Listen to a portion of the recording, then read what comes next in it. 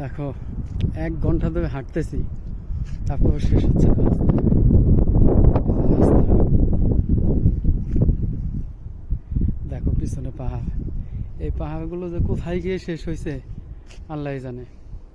প্রচন্ড রোদ তো, ব্যথা করতেছে পা, হাঁটতে পারতেছি না। পাহাড়গুলো দেখো, এই যে পাহাড়গুলো, ওই যে ওই যে ওই যে জল আছে, শুধু পাহাড় পাহাড়।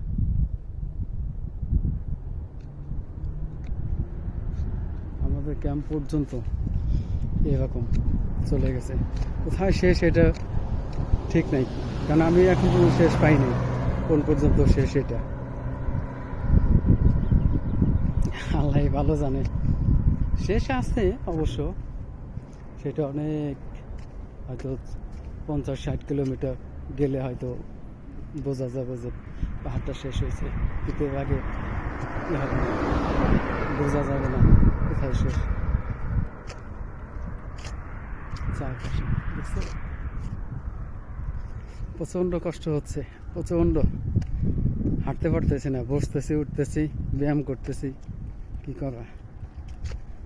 ওকে, বাই।